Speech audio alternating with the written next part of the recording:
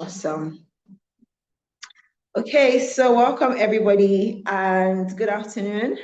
I am so excited.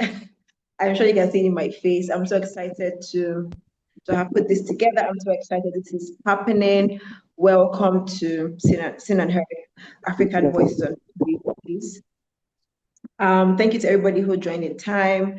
And we're just going to kick off. So my name is Abimbola Oladapo, and I'm co-founder of Beyond the Cup Spine.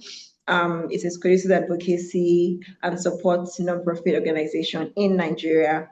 And I'm so blessed and happy to be joined by our keynote speaker, very like dear, and someone I really respect and honor, Dr. Sackeyfio.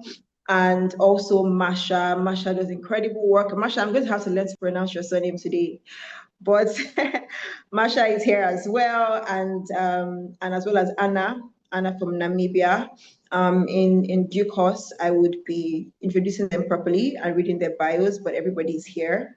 And we're just going to get started. So today we're going to have a conversation around scoliosis advocacy and care in Africa. And the goal of this summit is to advance, it's like a drop of water. It's like just putting a drop of water, also to advance that on the continent. My Nigerian religious self wants to say, let's have an opening prayer. Jokes apart. So I'm going straight into the order for the day. And I think the right place or the first place to start is to ask why this conference? Can we look at the state of scoliosis in Africa? What does that look like today? And I will just give a short overview of what it looks like on the continent before asking others who are directly involved to speak. So what does it really look like in Africa? And I have some points written down here, and I'm just going to share. So the first thing to note about scoliosis in Africa. Oh, I think I'm going too fast. Again, welcome everybody. I'm just so excited. I want to keep the time as well. It's a 2-hour conversation. So yeah, so why this? Why this summit? Why scoliosis in Africa? So the first thing that I'd like to share is that prevalence actually isn't rare. One of the misconceptions is that scoliosis is not like HIV or like malaria. It doesn't plague, in quotes, a lot of people.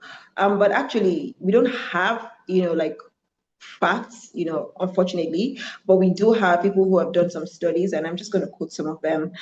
So there's a large global meta-analysis spanning 46 million participants, and it found that scoliosis prevalence in children and adolescents in Africa, across Africa, sits around 1.46%.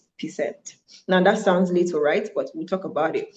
And then another individual studies, there was a study done in Nigeria and in sub-Saharan Africa.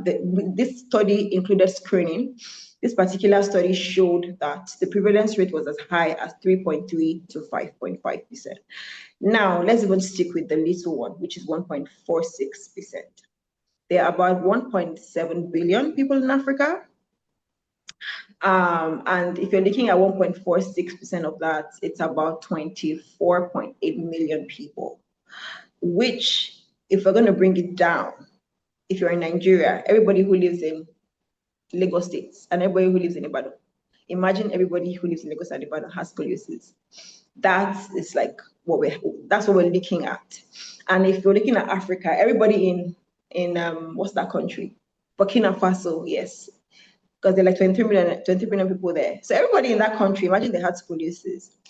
And if we're looking at Africa still, I'm going to talk about Namibia, and they're like only how many million people in Namibia, they're not a lot. But if you add the Namibia population and Chad population, that's the amount of people that have scoliosis. So we do see that. It's a meaningful condition. It exists in meaningful numbers across the continent. It's not a rare condition, actually. It's just a poorly tracked condition. Yeah. So when people have this conception or misconception that scoliosis is, it doesn't really matter. One person matters. 24 point something million people, which is without stats. It could be as high as 3 times that matter. And then the second point that I have noted here as well today is that data itself is a part of the problem. I said that before. We don't even have adequate research. Unfortunately, we have scarce evidence. We don't. And so I wrote something here, and I wrote that we don't even have a clear national picture in most African countries. When you don't even know what you're looking at, how can you fix what you cannot measure? And so that's another problem that we'll be looking at here. We don't have adequate data. And I'm hoping that somebody on this call, somebody somewhere who checks out this recording, is able to, maybe be inspired to pick it up. We need data, we need researchers, we need people who are interested in scoliosis. We need people who are going to fund research, people who are going to go into the communities and do research, because we don't have adequate data. Another thing that this summit is going to address is that diagnosis comes late. Yeah. There was a clinical study that found that the average time of a family noticing and actually bringing their word for treatment was 18 months. That's a long time. So it says when the parent finally notices, which takes time, it takes another 18 months to agree to take their words to the hospital. And why is that?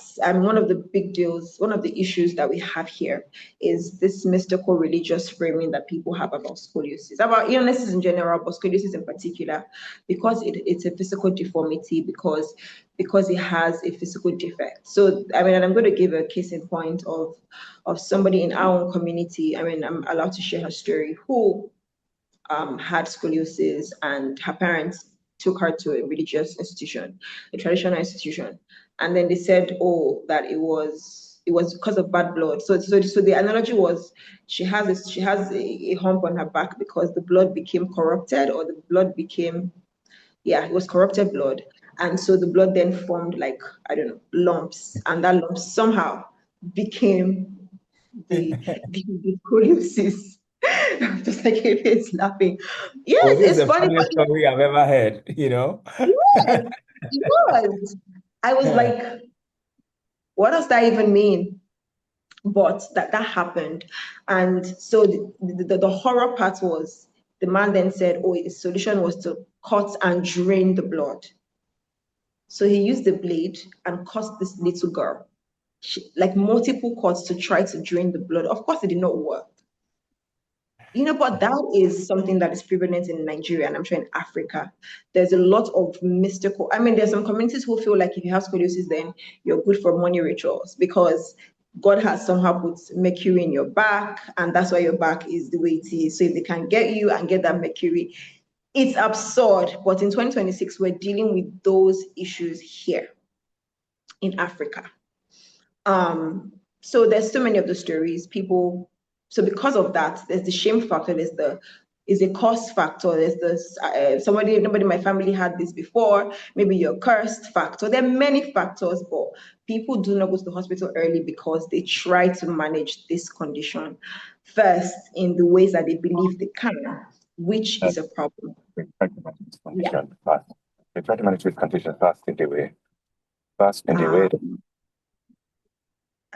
Sorry, I'm just gonna have to mute. Okay. Another reason why, why what we're doing this is also the system. To be honest, we have would I call it a pandemic or an epidemic? Like, a lot of our doctors are leaving, and that's general practitioners and other specialties.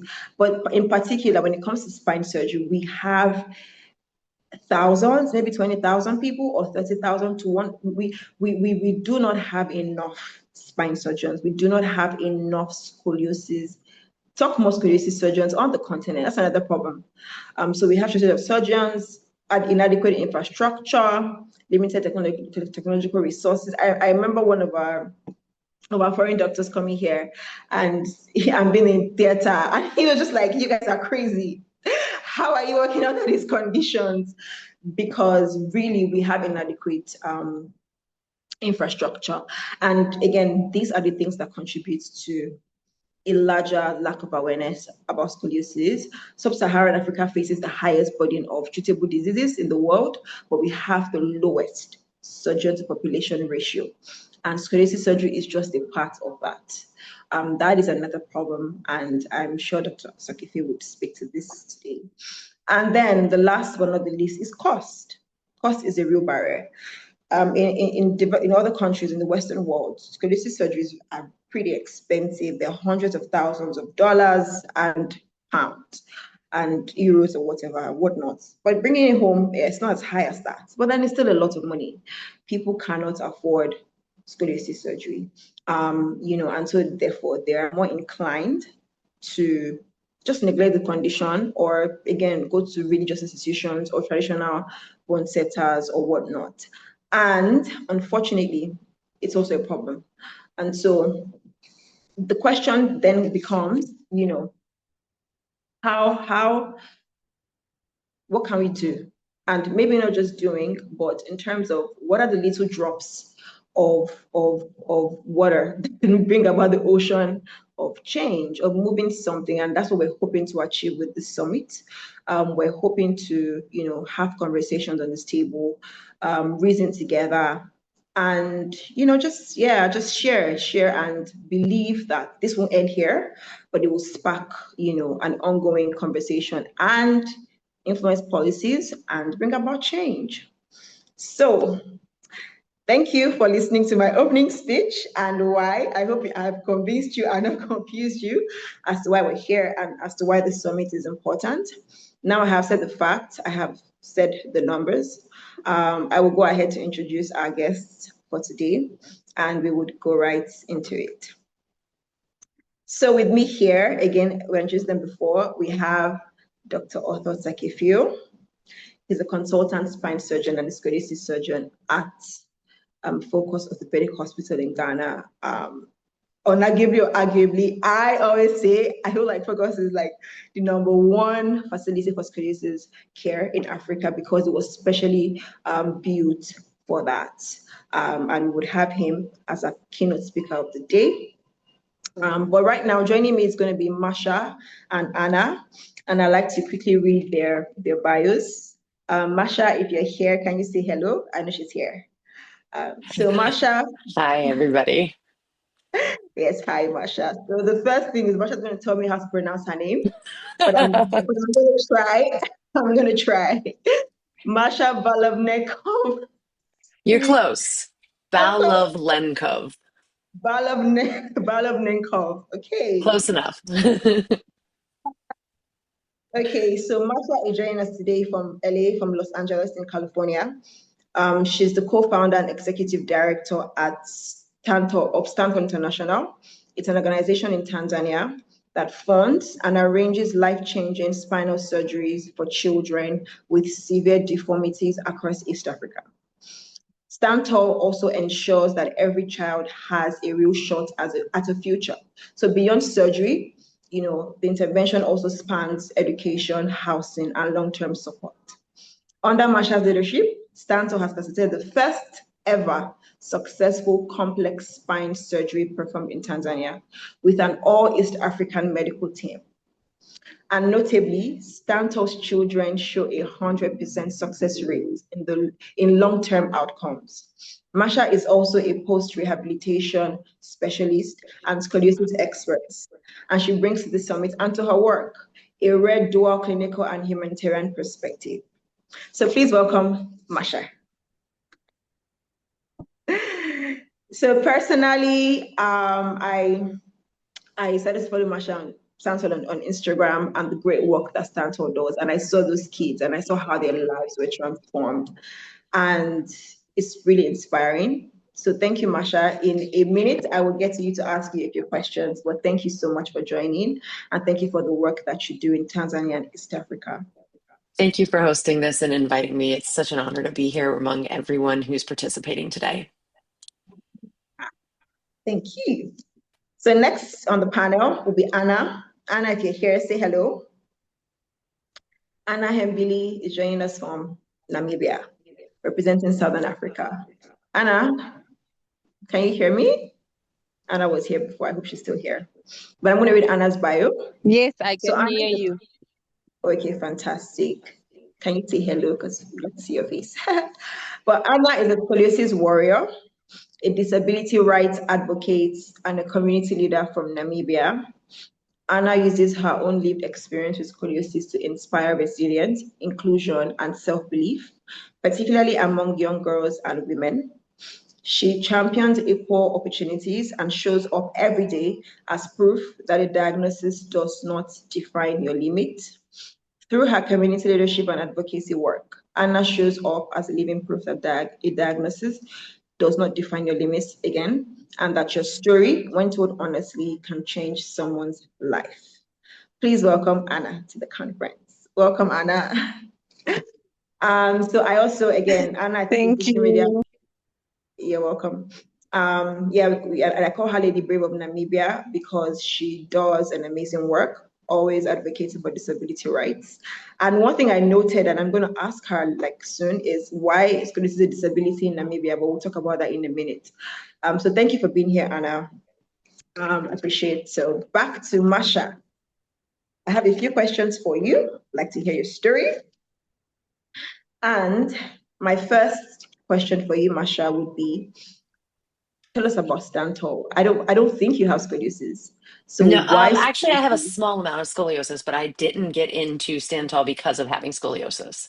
I was diagnosed when I was 11. In America, they test every single child. For us, it was in gym class, but it was never enough to do any need treatment or anything like that. I originally went to Tanzania, and I was working with this amazing health group, a community group of women. And what these women would do is they would get together and they would have meetings once a week. And, you know, if this one had HIV, they would talk about that and give each other tips because they didn't have access to medical care. And while I'm there running blood pressure screenings and working with physical therapy stuff, one grandma comes up to me and says, "Will you look at my grandson's back?"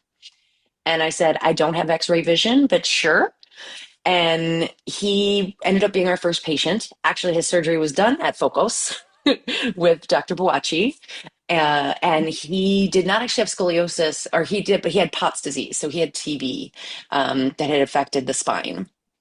And working with that child taught me not only so much about the issues of scoliosis in Africa and the prevalence of it, but it's really taught me about the necessity of aftercare and what happens after the surgery has actually been performed. So that was our first patient. And then again, I had no intention of making a nonprofit. I was not going to do this for the rest of my life. And we had extra funding. He was a very cute kid, so we got some really good fundraising. So I'm like, okay, we'll do one more, just one, and then I'm done. And we got 450 phone calls in 2 days. And I went, oh my gosh, okay, we need an NGO now. And that's how it started. And here I am 11 years later. Oh, wow. Did you say 450 calls in 2 days? Yeah. Yeah.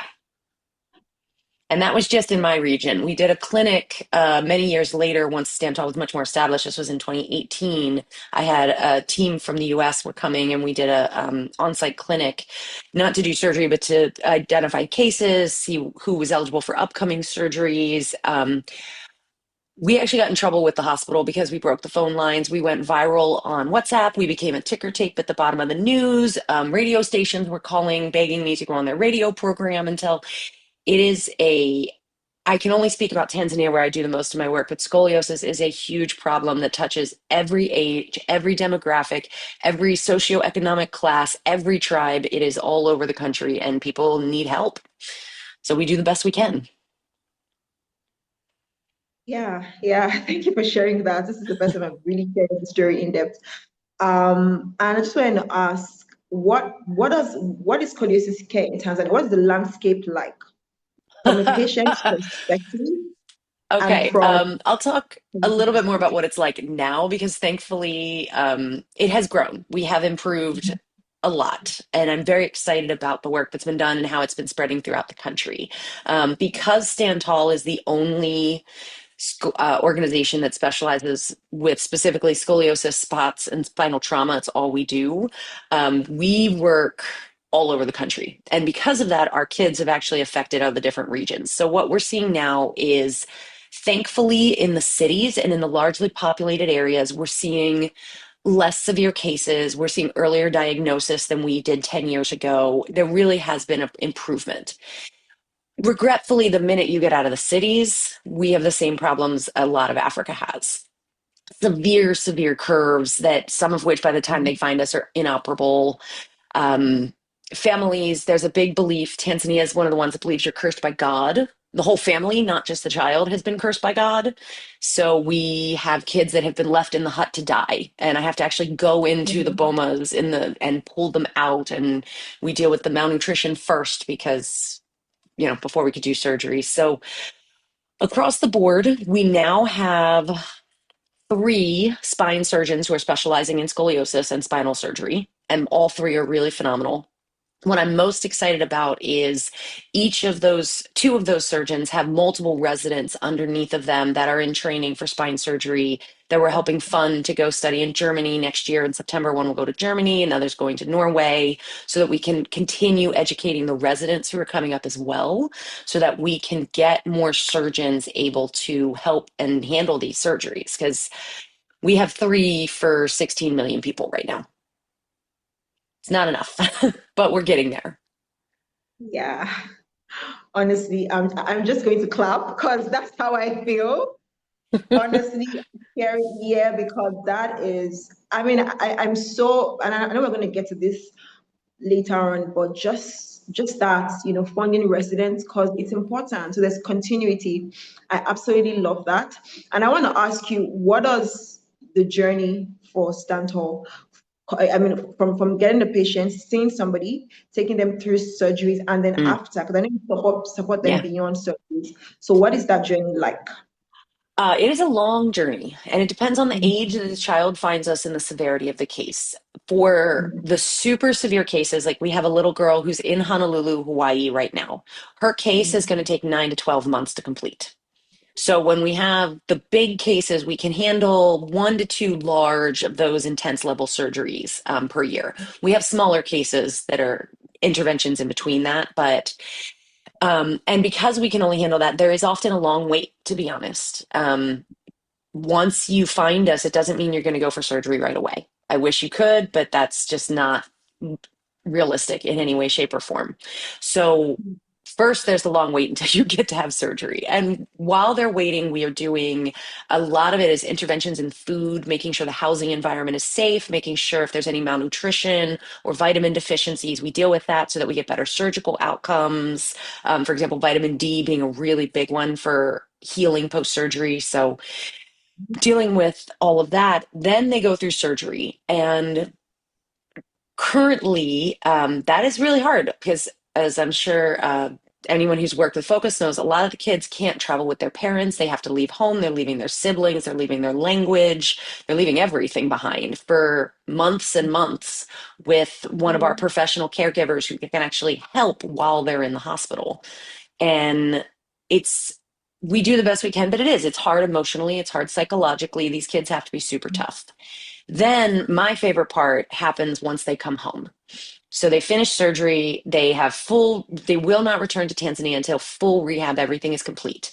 And once they step foot in Tanzania, we have an entire home assessment program. We try to reunite kids with families. We try the best we can, especially because of the issue. As I said, now that they're healed, we don't have this cursed by God.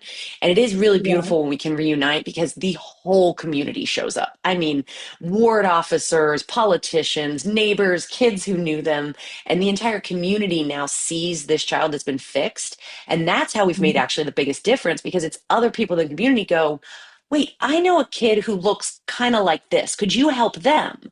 And now they're not this horrible thing to stay away from. Now they can see, oh, wait, this isn't a problem and we can help. So that's my favorite first step. And we have a lot of community work that's being done and boots on the ground for community outreach to teach the communities themselves about these kids. And then we establish where safe housing is if it's with the family. A lot of our kids do go to boarding school because we have a little more control if we have complications, infection, fungus, everything like that. Every child gets education. And beyond that, what we've learned is that education is just one piece, because if you're hungry, you're not going to do well in school. If you don't have water that's clean, you're not going to do well in school. So we honestly have to analyze each case individually from an integrative model and see what does that child need. And I'm going to brag for 2 seconds because I'm very excited. So they all stay in our program till at least the end of secondary school, but a few have really shown promise and earned our spot. So we have our first university graduate, and she Whoa. is currently, her sponsor is so amazing and wanted to keep going that she is currently in Kenya getting her MBA, and we're about to have another female MBA in Tanzania. In about 18 months, she will graduate. And she was the one who Awesome. was the first case that was done in Tanzania. That was that patient. Oh, wow. I'm so amazed. This is awesome. I'm honestly amazed. Well done. This is absolutely, absolutely awesome. Awesome, Masha. And I'm going to come back to you. Of course. I have more questions, but I just want to quickly go to Anna as well now to hear her own perspective. Anna, are you here? Yes, I'm here. Yes. So, Anna, my question for you would be what does, I mean, we've heard from Masha now and we understand what the landscape is in East Africa, but what does it look like in Namibia? Can you take us through your journey? When were you diagnosed? What was the experience like? What is the current landscape in Namibia for scoliosis care? Okay, thank you so much. Yeah, I was diagnosed 15 years back. Yeah, 15 years back. I was just playing around, and then no, I was going to a party, and then my grandmother was like, "Let me zip your dress," and the zip was going left to right, and she was like, "Did you fall from that tree, or did something happen at school, or what is going on?" I'm like, "No, I didn't fall or anything." And then that's when I was rushed to the hospital. Next thing I could see, I'm in the hospital for days, and I'm like, "What is going on?" I don't even understand because I was young. And yeah, so that's how I was diagnosed. And how is scoliosis in this country?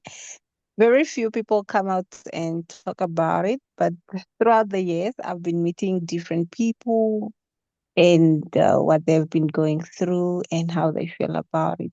And yeah, so far we are getting along. We are talking about our experience, each one of us, because we Mhm. all have different experience. There's one that was born with it, and then there's one that just started at a adolescent age, and yeah, it goes on like that.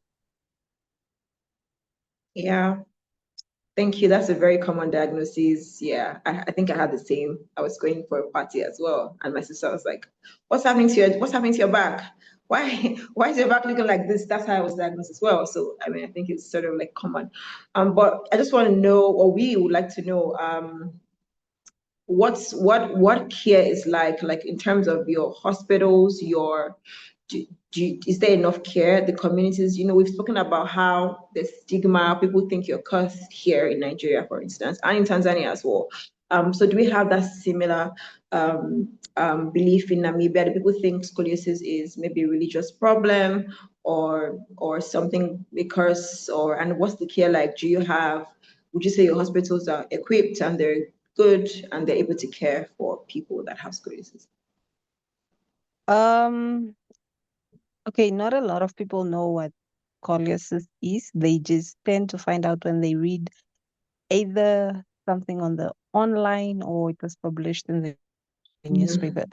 But about the health, we don't really have experts. They get doctors from abroad that would come in the country and do the surgery. And then if you're booked, you have to wait another 6 or 4 years for that doctor to come back, and then you have to go through it. Did you say 4 years? So far, I have only heard of it will take a whole year. Oh, okay. So far, I've only heard of one person that went to a successful surgery. Everyone else is either in a corset or a brace, or they just don't want to do any of those. Mm, okay.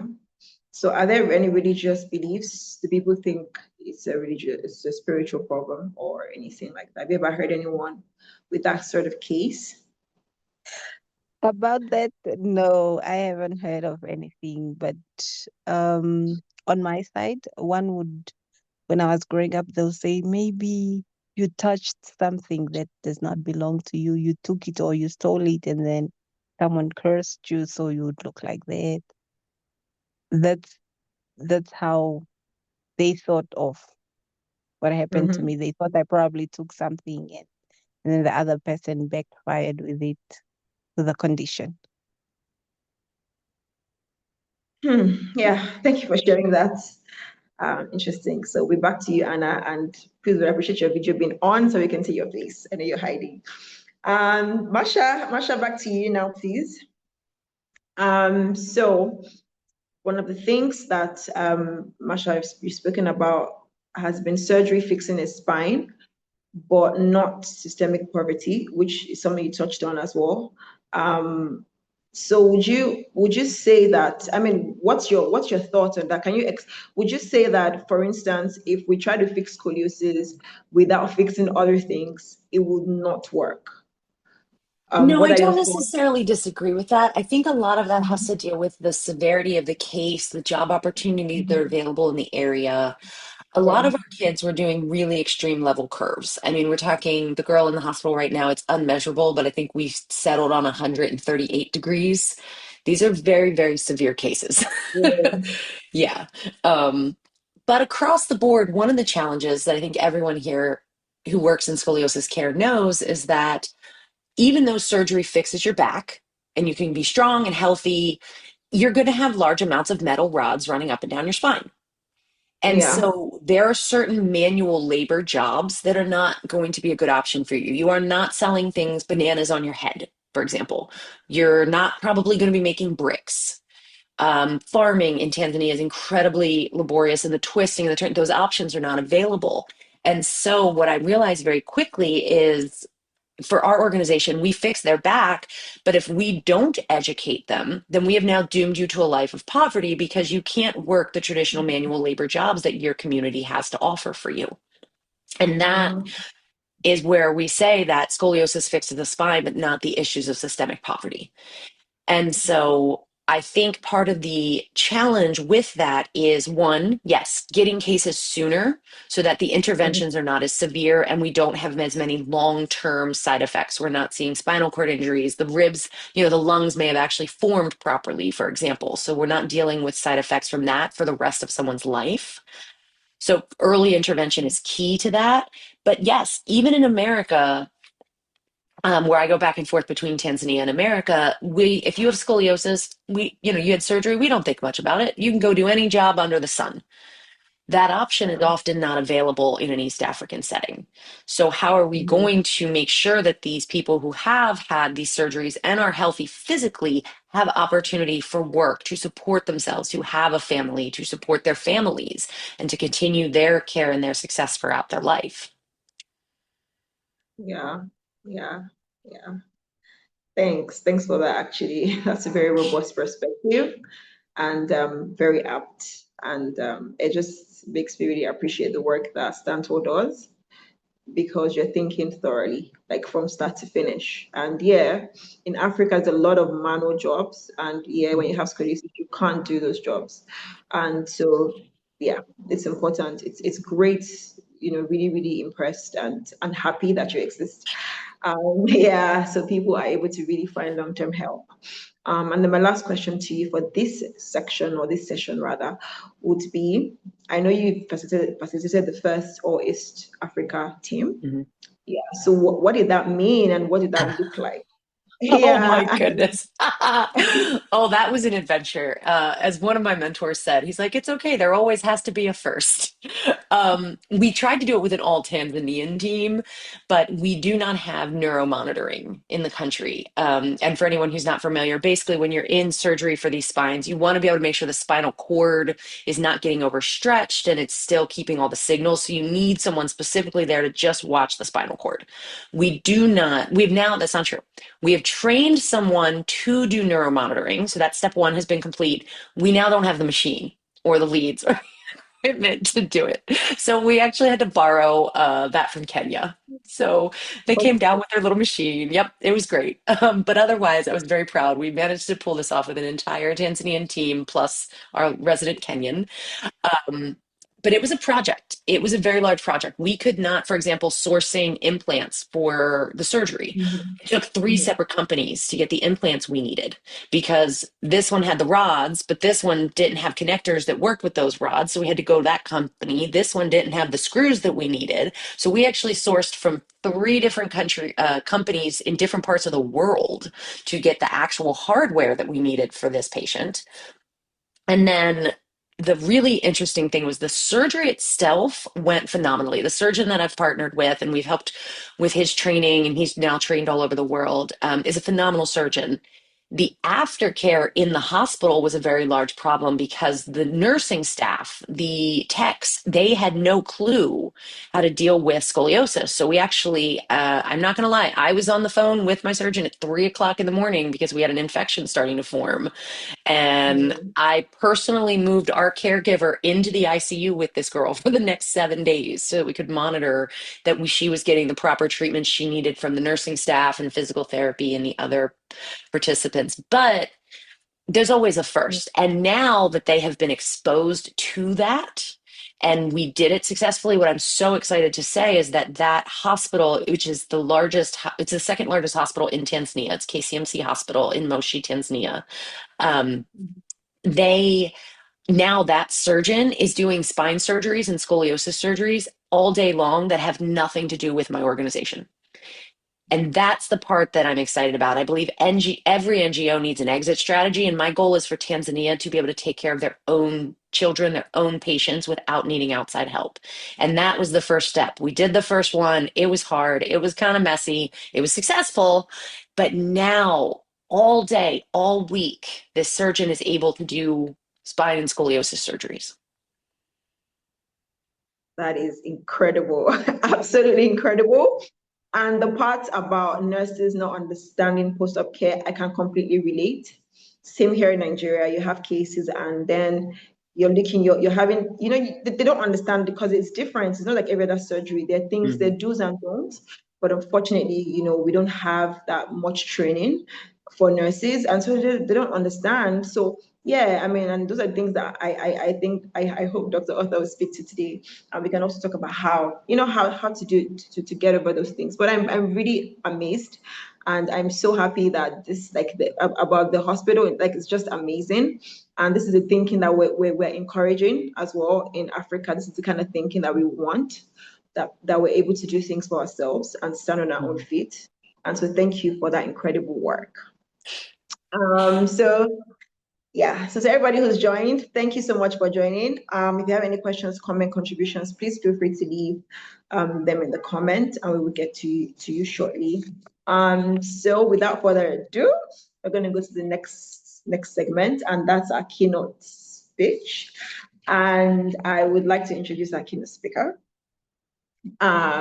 So it is really, really, really an honor to introduce our keynote speaker, Dr. Arthur Sackeyfio. Before I do the introductions, I'm just going to say that I met Dr. Sackeyfio last year at the conference, the Nigerian Spine Society conference, and he had done a presentation.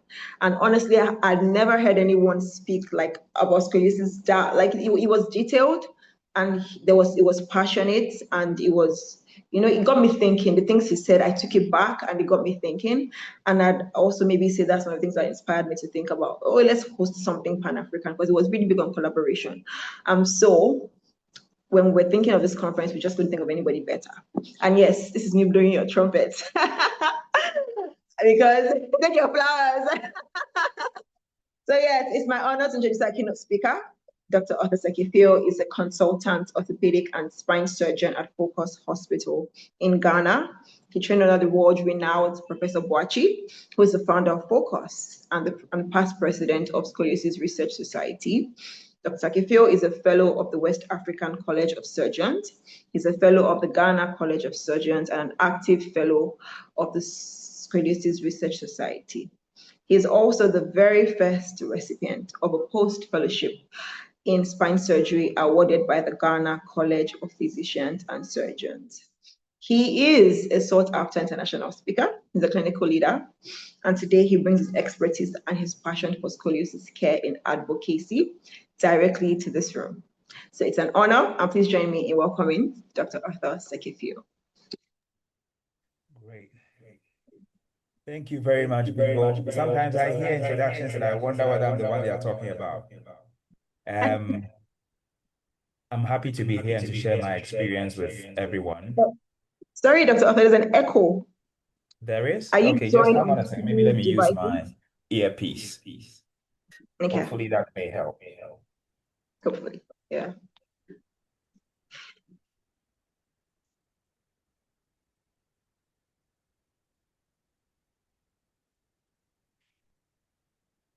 Hello, everyone. Does that help?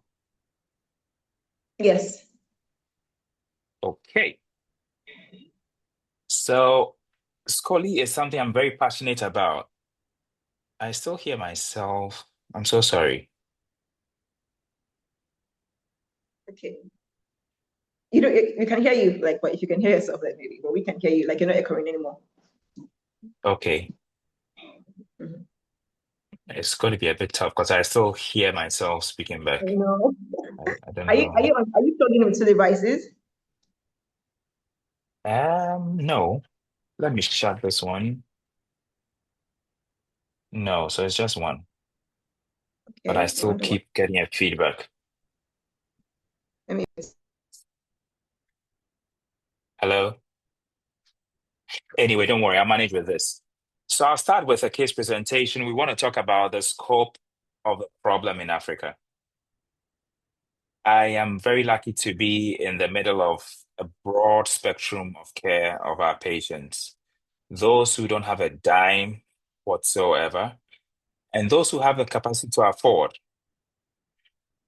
I'm very blessed to be working in a place where sometimes the feedback from colleagues of ours across the continent sometimes feels like, hmm, this is strange. And I'll be honest with you, Bimbo, when I came into Nigeria and I entered the theater, I said to Shobode, wow, are we going to fix this thing here? Because the terrain is tough. In my institution, and I don't intend to project focus in any way, but just to help us understand the system we're working in. My hospital has halo gravity traction. It's specifically built for scoliosis care. Everybody in the hospital, including the security personnel, are trained for scoliosis care.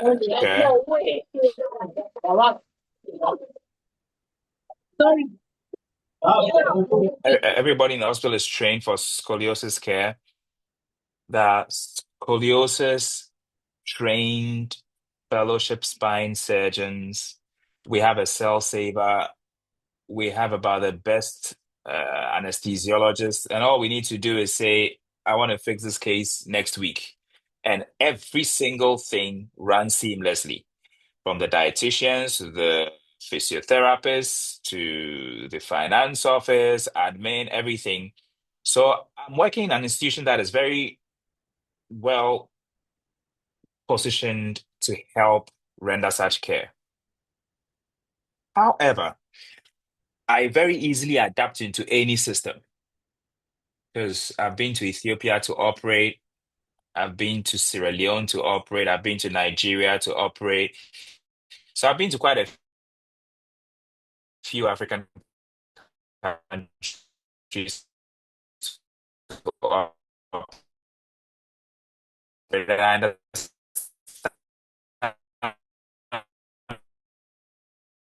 what the terrain is like.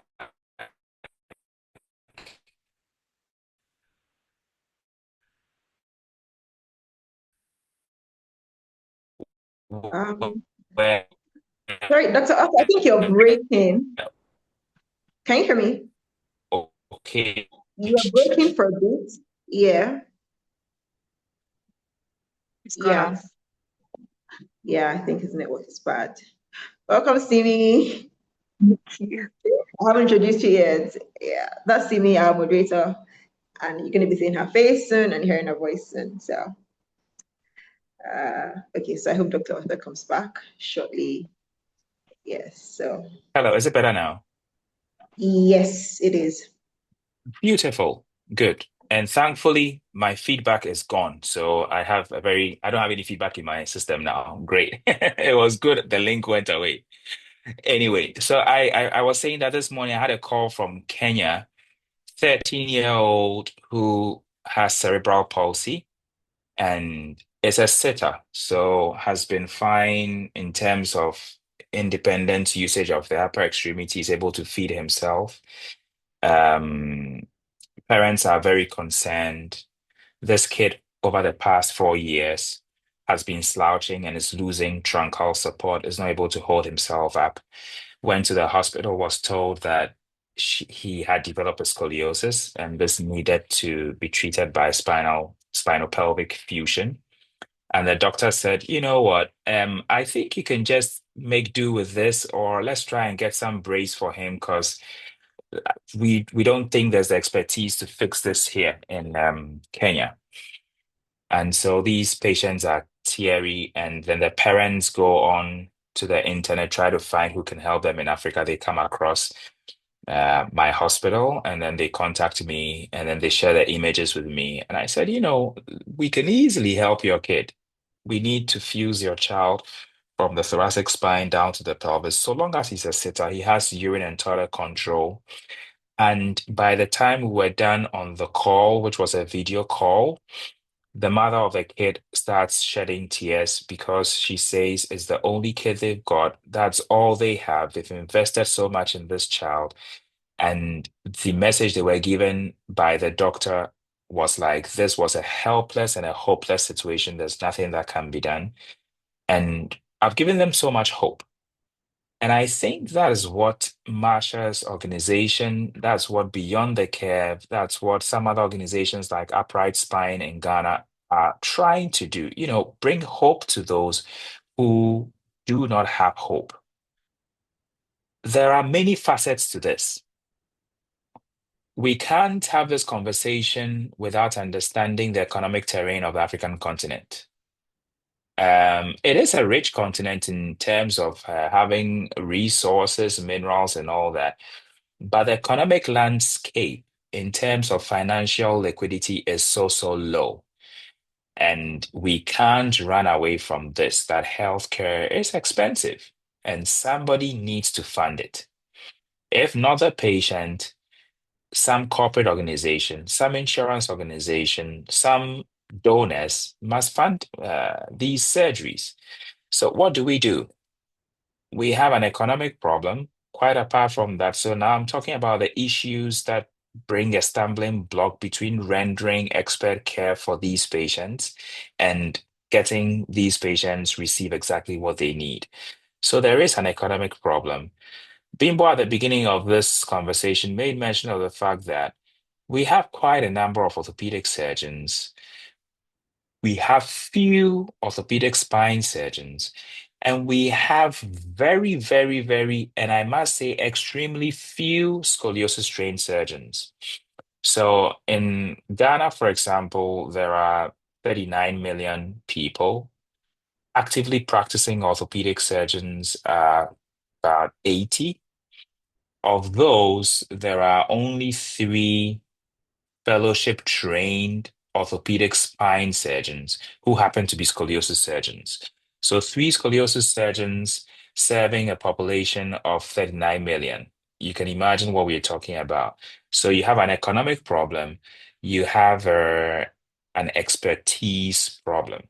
And let's not forget that with each scoliosis trained surgeon, must there be a team, a specialized team.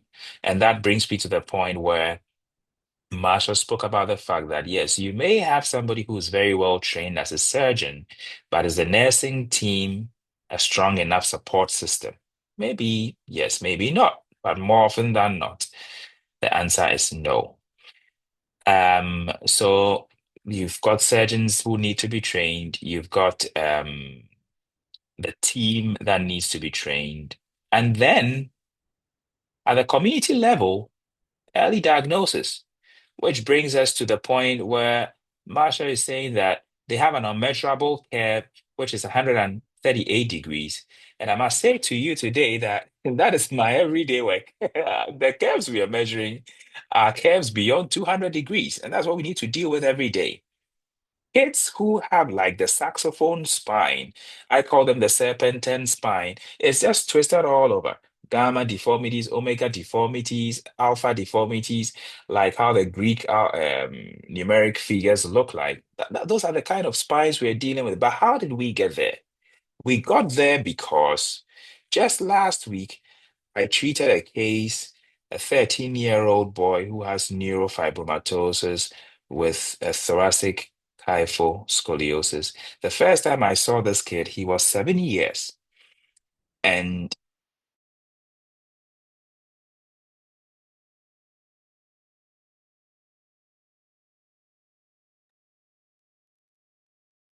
Think. So I thought you're frozen again, Fred. You're frozen. We can't hear if you can hear me.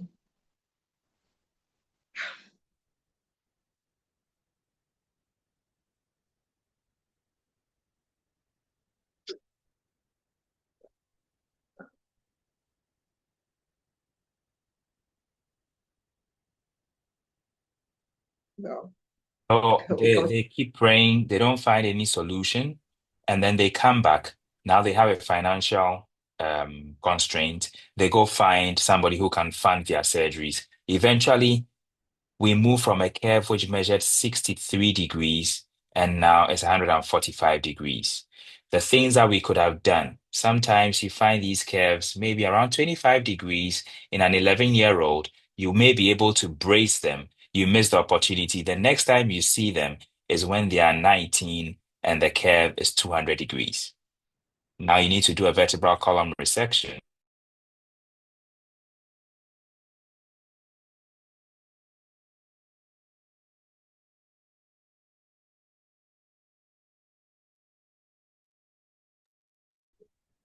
African network is one of our problems. Hello, am Okay, I I just back hope. on, please? Can you hear me? Yes, you're back on now. Can you hear me now? Yes, we can. Can you hear Okay. me? Yeah, we can. All right. So these are some of the limitations. Economic instability, people are unable to afford. There aren't many surgeons who can deal with this, and the fear of surgery and lack of early diagnosis. So I'll keep it at this, that these are the pivotal points that are limiting care. And organizations like Beyond the Care are doing amazing because now you're doing school screening programs, you're getting to the schools, you're getting these kids early. But I'm still trying to decode this problem, which is the funding problem. The healthcare system Africa is running is like a time bomb. You can't have patients paying from pocket. You just cannot do that. And not even in the advanced world will people be paying from pocket for these surgeries. I did some analysis of cases and I did a talk in UCLA where the average cost of scoliosis surgeries, let's say the average curve, like a 55-degree curve, AIS 14-year-old female, is going to cost a total of about $148,000 for the treatment, right? From start to finish. We are able to do this for around 22,000 USD. How do we do that? We get in donated implants, right? But these donated implants is not sustainable. You're getting donors donating their money. It's not sustainable. You may get to a point where you may have donor fatigue. And I'm sure Masha will tell us how she struggles to raise funds for these surgeries. I mean, and it's not sustainable. How do you when I go to the States and Europe and I make fundraising presentations, I said it feels like occasionally it feels like an embarrassment to go around with cup in hand every day. We don't have money. Give us some money to go treat our kids. You know, so systems will have to be run properly. And maybe that is not directly for a forum like this, but it only emphasizes the point that funding care is a problem. So once we are able to figure out how to transform how we fund our healthcare systems, then we may make some headway. But I think the low-hanging fruit and the easiest to tackle is an efficient school screening program. That's all we need to do now. We need to catch these kids early, embrace them, whilst we work on the big picture. The big picture is exactly what Masha and the team are doing. Find the surgeons who are committed, find the residents who are committed, train them for that, build systems that can handle these cases, build ICUs and so on and so forth. Those are capital intensive projects. But running school screening programs and bracing systems, those are low-hanging fruits. And we can save ourselves a lot of trouble by focusing on those. So I think I will pause at this point in time and then possibly allow for questions or comments as we go on. Yeah, thank you. Thank you so much, Dr. Otasi. I had my pen. I was taking notes. This is very insightful. I think one of the things that have bothered me. Unfortunately, I can't hear a thing, so I'll sign out and sign back on. Okay, I can't hear anyone, so I'll sign out and sign back on again, please. right. Okay, that's fine.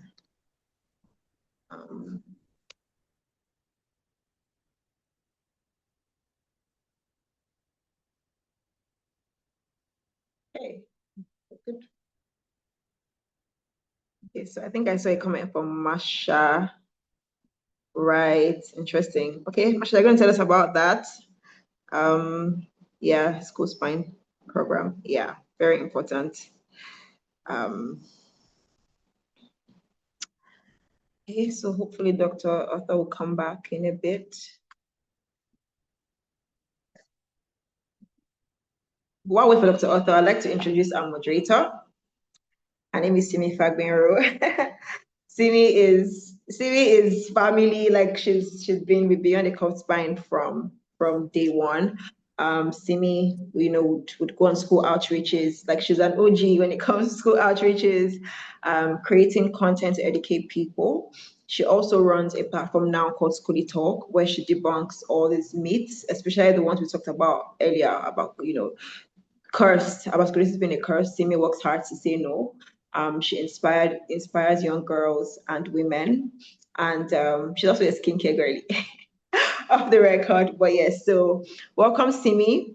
Simi will be moderating and taking over, the panel session. Just wait for the author to come back so that we can do a seamless transition. Okay, he's back. Okay, author, you're back. Can you hear me? Yeah. All right, great. So I was saying that off, like what you said, thank you so much. I took a lot of notes.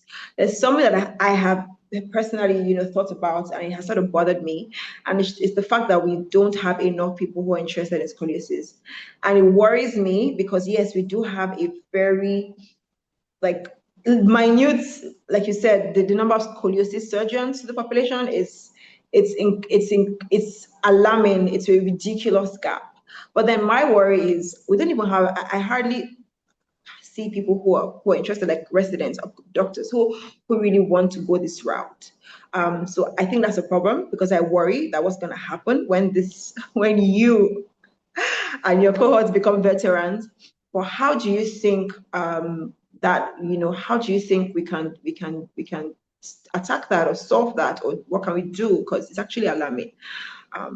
So how can we So inspire it's people, next it's generation? taken me a total of, let's say, 19 years to do this. So Mm, 7 years medical school, 2 years house job, 1 year out, 8 years residency, 2 years spine fellowship. So total of about 19 years. If you aren't passionate and you are mm, not committed to doing this, not many people can spend a quarter of their lifetime or a third, yeah. yes, let's say a quarter of their lifetime training to get something like this done. How did I get motivated? I'll give a lot of credit to Professor Boache, who is an amazing mentor. Mentoring is everything. You need somebody to pick you up and tell you this is possible. And you must see the impossible being done, right? It gives you an eye opener. It tells you that this can be done. I'll tell you a very brief story about my journey.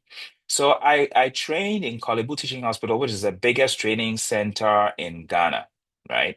As a resident. And at the time, in 2010, I was walking along the corridors and I saw these crazy Ethiopian kids lined up going for anesthesia clinic.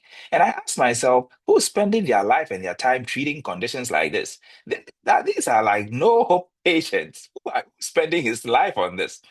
And then one of my consultants said to me one day in theater, this must have been 2011, that Arthur, the way you operate and the way you do your stuff, I want to introduce you to Prof. Boachi, and you would love the way he works, and I think the two of you will gel very much. Then he does the introduction, and then the very first time I meet Prof. Boachi, he says, "You are my son. I'm going to train you, and you're going to take over, and you're going to do these things for the African kids." I sat one morning meeting. I looked at how the presentation went, and I said, "Yeah, maybe that's what I want to do." And then I stuck with him. And it was one thing after the other, one thing after the other. And then he took my hand, put me in the Scoliosis Research Society, and as history will have it, I go all over the world having these talks, teaching, training. It is now my responsibility to pick up the next generation and try to make them realize that this is possible. So the same thing that was done for me is what I need to do for others. I think the West African College of Surgeons is doing their best in now converting the training program into a straight entry program. So there's a straight entry 6-year orthopedic fellowship training program, beyond which spine surgery fellowships can be accessed. But again, in Nigeria in particular, and I'm sorry I'm hitting on my Nigerian brothers, money is everything. And when people have spent 6 years training and they finish training, they want to go make money. They are not ready to, go into a 2-year fellowship program and then now we'll have to come back and try to find ways of making ends meet. So the training is laborious, and that's what keeps a lot of them from wanting to do it. Unfortunately, my link has gone out again. I'll sign out, sign back in. I can't hear anyone. All right. Hello? Oh, no, right there, right there. Good. So I can hear you. Good. Great. Yeah, thank you for sharing that. And that is something. 19 years is a long time. Yes, passion. I mean, I've learned. And yeah, we hope that we see more people. It's a personal worry of mine, and we hope to see more people in training. Thank you for your speech, Dr. Arthur. Shobode has always been saying, Arthur, pick up the torch and lead Africa. Now I'm committed to doing that. I will do it. And I am a non-clinical assistant. I'm here routine. I'm in such. Yeah. And that's why I easily jumped up to the offer the invitation you gave. I said, no, I'll do this. I didn't even have to think twice and say, I'll get back to you. I said, it's a done deal. I'll do it. Yeah. Thank you so much, Dr. Arthur. That means a lot. Thank you. Simi, Moderator, over to you. Okay, good evening, everyone. Might be okay. I think it's evening for everyone. So I'm in Ghana. It's like 4 o'clock. I'm sure it's 5 o'clock in Nigeria. Can't remember what time it is in Tanzania, but good evening, everyone. And it's a pleasure to be here. Scoliosis is very passionate for me. I love talking about scoliosis, regardless, wherever. I would always be happy to explain what it is to people that don't understand. And I think I've had scoliosis for about 14 years.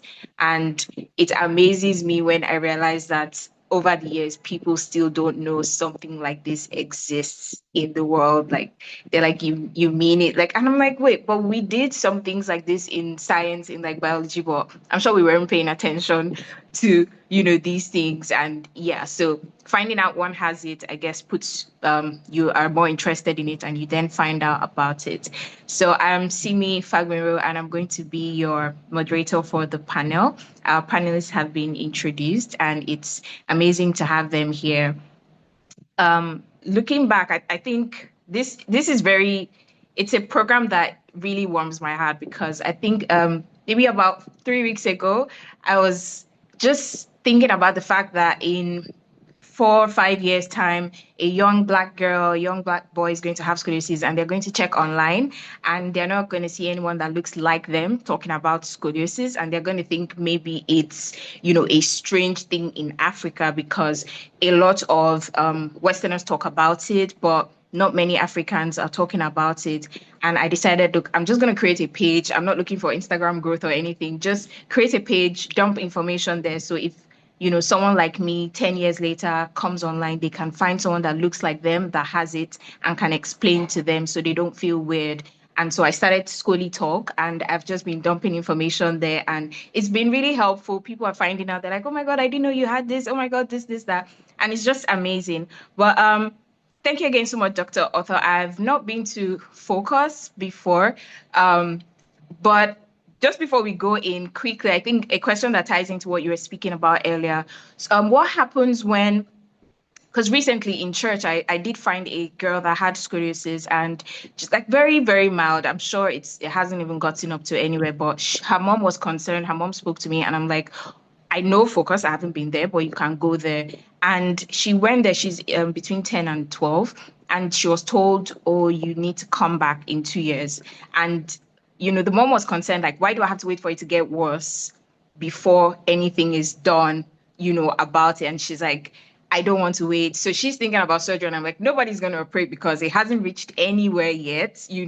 They're really not going to give you audience. So, like, not much was told to her about what to do right now. So I'm just like being nice and, oh, okay, just watch the way she sleeps, exercise, and just get her in shape for anything that's going to. So what do you usually suggest or tell patients at that stage? Because her mom is really anxious, like, I don't want it to get bad. If I've seen it now, what can be done? So I identified a problem in our practice, which is that the 15 to 20 minutes that we spend with patients to either say to them that you do not need surgery or you need surgery is woefully inadequate. This is an emotional condition, and for those of us on this platform who have it, it's not an easy thing to handle. So what I have developed for my practice is that, like similar to your ScoliTalk, I do evening teleconsults. So when I've put my kids to sleep from 8 p.m. to 10 p.m., sometimes 10:30 p.m. GMT, I have family conversations. So a few of my patients who haven't understood the concepts of treatment, like this patient you're talking about, I'll have all the time, and Bimbo will make my phone number available to you. And I really run an open access policy to all my patients, right? Now, if depending on the cause of scoliosis, if it is idiopathic, which appears to be one of the most common, and you are less than 25 degrees or more so less than 20 degrees, we're not going to do anything. We will just watch you and see how this curve behaves. If you are not skeletally mature, i.e., if you are a boy and you are less than 16, or you are a female, you are less than 14, and your curve is less than 40 degrees, let's say it's between 25 and 40, then we will brace you, right? Or we may do scoliosis specific exercises like the Scroth, physiotherapy, and so on, right? If you are more than 45 degrees, the teaching currently is that it's advisable to have this fixed. So that is within the domain of idiopathic curves. If it's a congenital deformity, then that may be different. Then we will see how bad it is, how it's progressing, and so on and so forth. So with this parent, it will be good to have a deeper conversation with them, to explain to them. If it is less than 25 degrees, we just have to watch how this is going to behave. If it's between 25 and 40, 45 degrees, bracing should work if they are not skeletally mature. There are a few patients who have crossed the age 18 or 19, and their curve is 32 degrees. There's no pain. There's no gross, they look okay. And those kids, we may follow them up for the rest of their lives, and they may never need surgery. So those are the few things. But spending 15 minutes with a patient, sometimes you're not able to fully explain for them to appreciate it. Like yesterday, I spent 1 hour, 20 minutes with a family. So I run a special scoliosis clinic on Friday mornings where just only scoli cases. I don't see any other orthopedic cases. So I have all the time. I have some occasional group therapy for them. Sometimes I bring in a patient I've operated on who can speak with them. Because sometimes when they hear from a patient who's been operated on, it's easier for them to accept rather than from a surgeon telling them. So I think that family may need a little bit of counseling. Okay, great. Thank you so much. So I'll look into that and see how I can connect them. So quickly, having heard all these stories and the clinical perspective, what do you think, like this is for Abby, what do you think would be the change that we would need in Africa for scoliosis? Like what would make the biggest difference?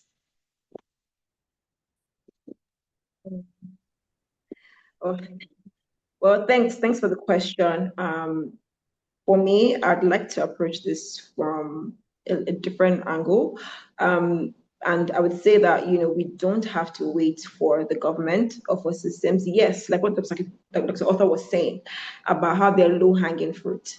I believe that, the one of the biggest differences, or the biggest difference, maybe not the biggest, that's a huge claim, but a big difference will be made if we understand that it starts with us. One of the things I have noticed in my community, in my work, and I say this with love, is a lot of patients or Scoli warriors are passionate when they're at the beginning of the journey. So it's like, oh, I have scoliosis. Oh my God, I didn't know what this thing was. Hey, I need to tell people about it when I get treatment. And then you go through the journey, you get diagnosis, you get the treatment, and then that's it. Like you go through your journey and then it ends there. And I mean, I get it, healing is personal, but I think that we need to understand that if we're really going to have a voice, if there's going to be a difference in care and advocacy, it cannot be based on individual healing. It cannot be based on, I've gotten my help now, I can go and sit down. I think we have to have that collective responsibility and mindset that, look, it's not being talked about enough. We don't have enough voices. Thank God for Stantor. Grateful for Beyond the Curve Spine, grateful for all the FOCOS, for every organization doing great work. However, there's still a lot more ground to cover. And so we need to think beyond ourselves and say, I mean, I got diagnosed at age 11. That's my story. I was 11 when I got diagnosed, and my sister had been saying it for months. And she would say I was doing guy. She would say I was copying somebody, but I wasn't doing guy. She didn't know that it was scoliosis symptoms until my back, just became visibly different. And then I had no clue. There was no information in Nigeria at the time. Like I didn't know anybody. It was just me, So when I sit here today, I'm thinking about the 11-year-old me and I'm saying, I'm grateful because somebody who's 11 today doesn't have to go through that. And I think that's the mentality people have to have. I'm not saying start an organization, but I'm saying take responsibility for the next person. I'm saying pay it forward. I'm saying, in our own spaces, in your church. I mean, I've seen people in church who have scoliosis have worked with their parents to tell them. In whatever, if it's a mosque, if it's your school, like anywhere, just where you are, speak about it, share a post about it, talk about it, just lend a voice. For me, I think people having the mentality, scoliosis warriors having the mentality that it's not just an individual voice, but it's a collective voice. It's not just for me, but for the ecosystem, but for the bigger picture, but for 10 years down the line. If we have that mentality and we're willing to try, I think it will make a huge difference. If we didn't leave it for them, but we saw it as us, I think that would make a huge difference in advocacy and care on the continent. Yeah. Thank you so much. And I think that even ties to what you're hoping to come out of today's conversation, that we all take responsibility. Yes, thank you so much. So I'll just ask Dr. Otho, from tonight's conversation, because you've seen a lot, you've heard a lot, what are you hoping that you would I say, what are you hoping comes out of tonight's conversation that you would, remember and say, yes, that came out from this conversation, seen and heard that we had scoliosis voices in Africa? So let me be very honest to say, I hesitate to say what I'm going to say because it may feel like, when we're doing presentations like this, one of the grand rules of our talks is don't direct traffic to yourself. Don't send patients to yourself. I mean, it's a grand rule of these talks. But what do we do? One of three in a country of 39 million people. If I don't show you where to go, how do you know where to go? So one of my real desires from this is to let people like Masha, yourself, Anna, know that I am very easily accessible. I can travel over to Tanzania to help you out. I can travel over to Nigeria to help you out. My doors are open 100% of the time to have patients fly in, to come for their surgeries, because there's no point in having the expertise and the facility we have here in Ghana and still have patients fly all the way to India, fly all the way to Turkey, fly all the way to the United States. No, we need to solve our own problems. So the honest truth is that I'm available for this and patients must come. But, it shouldn't sound like an advertisement, but we must solve our own problems, because this institution is here. We treat curves from 40 degrees all the way to 250 degrees. We do vertebral column resections. Our outcomes are great, fantastic. I'm a member of the AO Spine Knowledge Forum Deformity. I'm giving lectures all over. So why will patients fly out of Africa? That shouldn't happen. So my biggest desire is to make sure that we are well connected. Even if we are not the ones operating, we will be involved in advising, sharing our opinion, doing teleconsults. Not every patient needs surgery. And a lot of my teleconsults are absolutely without any financial reward. That's what I do as my give back time, because you need to teach, you need to share your expertise with people. So, Bimbo, I'm available anytime, So I think that's a major take home. Our connections should be tight on the continent, and patients should know where to go. And I always say to my patients that, again, not to sound as though we are marketing, but these are very dangerous operations, and you must know who is operating on you. That's right. Not just anybody opens a spine and does, I'm sorry to say, some horrible stuff and now commits you to revision surgery. That's dangerous. You don't want to have that happen. So you want to have the people who can fix this one time and fix it well. And not just the people, but the system is critical. So Masha has spoken about a surgeon operating, and then what happens to nursing care? Who's changing the wound dressing? Who's taking care of the drain? You get an infection. You go back. The next thing you realize, the wound is pouring. The next thing you realize, you say, oh, no, no, no, no, no. There's like a chronic osteomyelitis. The implants have to come out. Go and put in a halo gravity traction. We are committed to be in hospital for another 3 months. And it's a back and forth. And then things spiral and the patient is septic. And then the question is, should they be opening backs in Africa? So you must have a very solid system, which we have here. The surgeon must be great, the system must be great, and we must be very well connected. Patients must know where to go. Thank you very much. That's really, really powerful, because when I do tell people, oh, you can get your surgery in Africa, they're like, I'd rather go to India. I'm like, yeah, well, we have trained people. So I think we need to be loud about the fact that we have professionals that can do it and do it well. So Masha, over to you. What just answering the same question, what's one thing you hope would come up from tonight's conversation? I'm gonna also give an answer that I probably shouldn't give. But I think one of the biggest problems is that we treat Africa as one country. And the truth is, it is very different. And the resources, the culture, the beliefs around scoliosis, all depending on where you go and what you experience. And what we need, for example, I remember I used to go to FOCOS a lot in the first few years, and I'd be hanging out there, and I was very close to some people on the staff, and they'd kind of get frustrated with certain things that were happening. I'm like, man, you guys have it so good compared to us in Tanzania. Now, Tanzania, I've watched it come up over the past 10 years, but what's happening in Malawi and Zambia is very, very different. So I think we need to be completely connected as a continent, absolutely. But I think we can't distill it to a continent message. I think we really need to look at where these countries are in their journey, because what's going to happen, we've built the technology in Tanzania, for example, so we have a lot more resources. The next step is we're starting, hopefully by next year, the first nationwide spine screening program in Tanzania, so that we can look at every child, excuse me, between 9 and 14. It took 10 years to get the infrastructure to the point where we can do that. And actually, if we find scoli cases, deal with them. If I set that program up in another country and there's no bracing system, so that great, I know you have scoliosis, but now I can't brace you. What am I going to do with you? So I think we need to work together as a continent, but I think we also need to really pay attention to the individual nature and the individual infrastructure of what each country has at its disposal, because it's all going to be different across the continent. Thank you so much. That's really good to hear.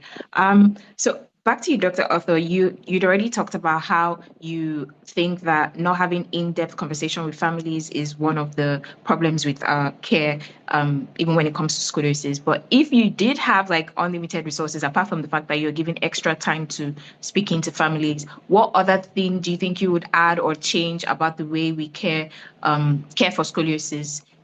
I think the clinical way in Africa. It's still going to hinge on the economics. So my team and I thought very extensively, and this is not on the FOCOS level, but on the personal level. My team and I thought that, it's Scoliosis Awareness Month. Can't I pay for about 2 surgeries free of charge? So if I am able to get to a level, or we are able to get to a level where we can easily fund care for those who genuinely can't afford. And I say this because I'll borrow the words of Masha. Our economic terrain is different. There's a city in Sierra Leone called Makeni. Anytime I go to Makeni to see scoliosis patients and I come back home, I feel depressed. Makeni is a place where people can afford a meal a day. They don't have even 50 cents a day to spend. How do they afford an operation which is 22,000 USD? So can we tap into a funding system that is sustainable to hold these patients for a while? And then eventually they become ambassadors, and then we give them a life. They can become economically independent, and they can also give back to society and help. So as for the funding problem, I don't know what your take will be. Anyone on the panelists, what your take will be, but that is the critical problem. Or it's a critical problem. How do we fund it? Masha, maybe Masha wants to give a word on it. How do we fund this? I don't have the best answer. I have bits of hope. For the surgery point, it's still too expensive for most people across the board. Even a $22,000 surgery, I'm going to be honest, we have patients who visit FOCOS and then come to us and say, will you pay for our surgery? It happens at least once a month because they can't afford it themselves. One thing that I do think is helpful, and I think governments do need to get involved, Tanzania has just started a version of nationwide healthcare.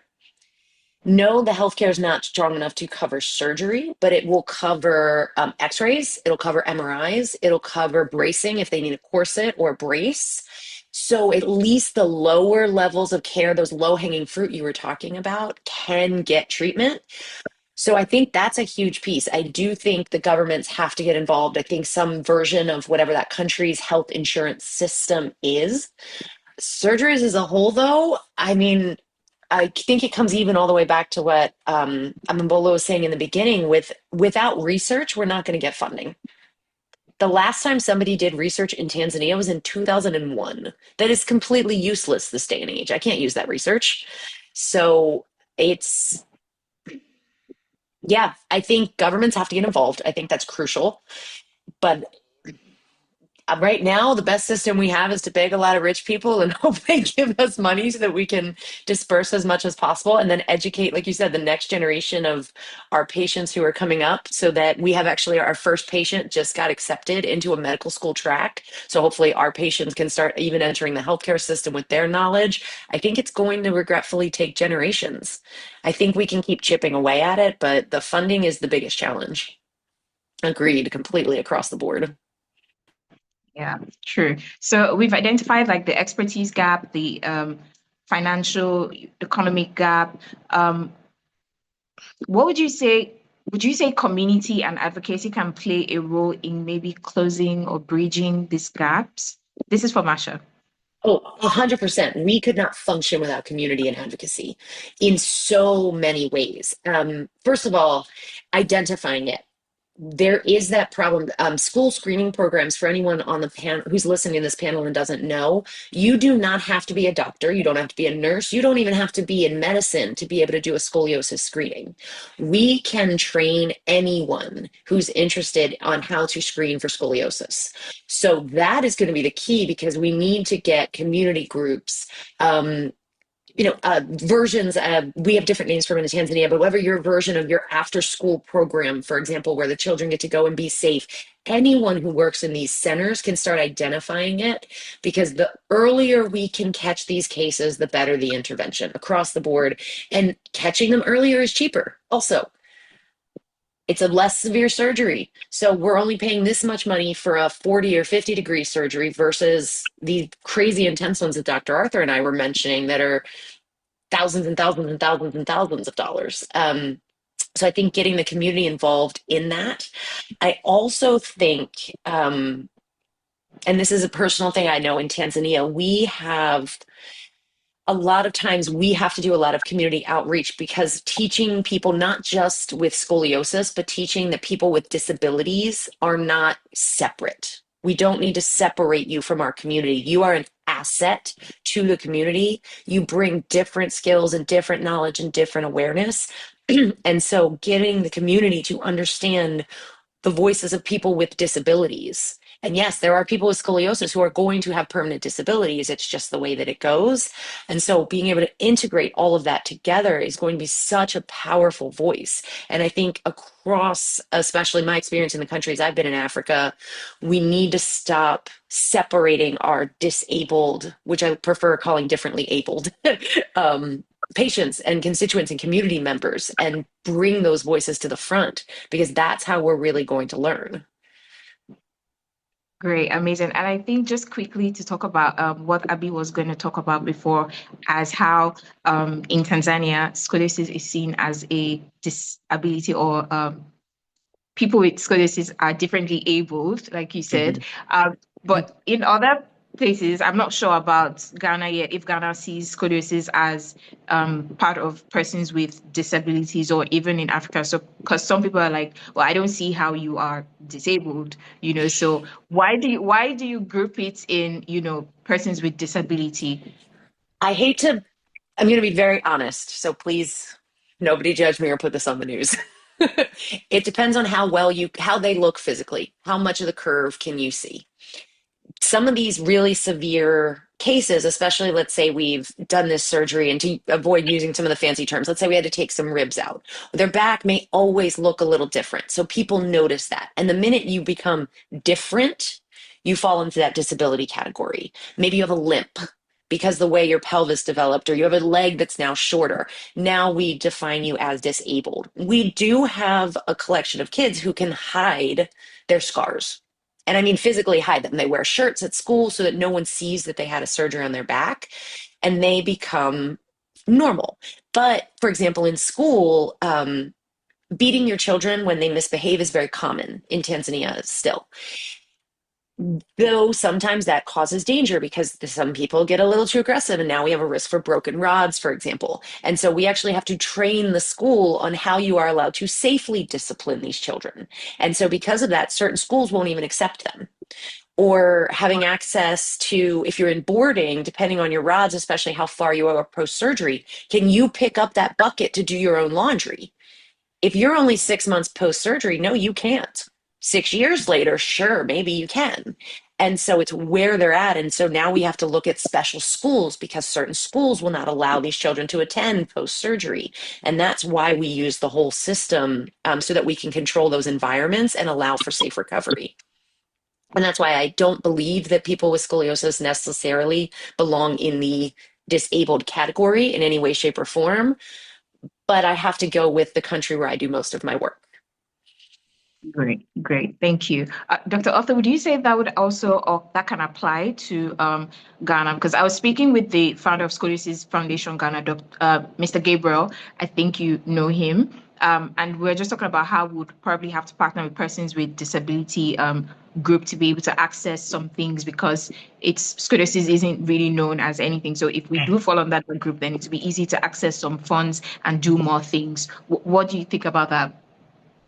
I perfectly agree with you. Anything that gives us access to raise funds, I'll be for it. I call scoliosis the neglected and the unclassified condition in the country. I mean, nobody really even knows about it. Oh, you've got this kind of a curve in your back. Oh, well, maybe it's just the way you walk. They don't know it's scoliosis. So it's unclassified, really. So it doesn't help them to fall under the umbrella of the disability group or yes, so that they can access funding or anything. If you have Scoli and you go somewhere to seek for funds, they'll tell you, oh no, this is not whole in heart. This is not some other congenital abnormality that can kill you in the next few hours. So all the funding will go to the whole in heart guys and not the no matter how severe your curve is. They even think a hunchback is punishment for something. So you go enjoy your punishment. Go and serve your sentence or go and serve your term. True, true. And yeah, that's powerful. And that's why we in every of my videos I'm saying, we are curved, we're not cursed. And so we need to be Hmm. very good about that. Anna, Yeah. hi, this is for you. So when we were talking, you talked about how it's not really even spoken about where you are. Like unlike some of us that still have some things to say, would you say culture and stigma shapes the way scoliosis is seen or not talked about, because in your case it's not really even spoken about? I don't really think culture has anything to do with it. I think people are just not familiarized. They're just not familiarized with the condition that it exists and one can have it, or that it can just come from anywhere. So people are not, they never, certain people never saw this and they're just like, you see your spine is not straight. I'm sure they'll be like, there are so many questions, and you're like, yes, I'm sure, but you look normal. I'm like, I look normal on the outside, but on the inside, I'm cracking up. I'm skewed. So I'm not really sure, but they really just don't.